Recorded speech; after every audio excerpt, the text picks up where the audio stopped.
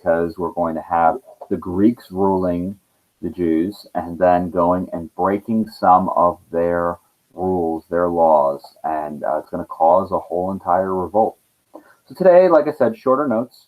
So looking at how Judaism affects daily life. And one of the things that we're going to see is under Judaism, we're going to see a real emphasis on family.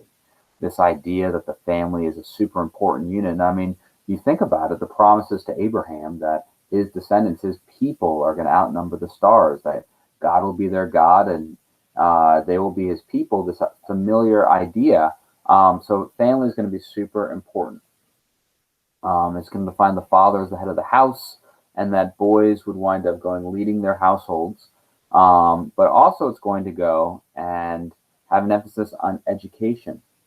This education is going to be very important. You think about how there's a whole series of wisdom literature, such as Song of Songs and Proverbs and Psalms itself.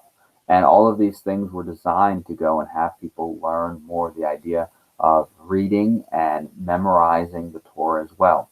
So this education is going to be based around the Torah. Also going with education for our ancient Hebrews, daughters are going to typically be taught how to run the house by their mothers. This is going to be fairly consistent with other peoples of the time period and era.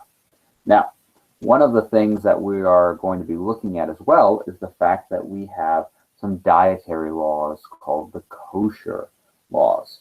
And so for examples of this would be things like no pork, which includes bacon, no shellfish, so no crabs, no shrimp, and no dairy and meat together. So for example, it's okay for you to have some cheese and crackers. It's okay for you to have a hamburger, but you're not supposed to have a cheeseburger. Houses that really keep kosher very seriously, they may even have a small secondary kitchen where they deal with dairy products and they make sure the same things never touch meat and dairy at the same time. My friend had the privilege of getting to go to Israel for a little while, and at Israel he found, oh man, I can't get a cheeseburger, until he found out that if he goes to a McDonald's that was owned by someone who's Arab, meaning most likely Muslim, although sometimes Christian, as opposed to a Jewish McDonald's, he could go get his bacon double cheeseburger that he liked to have.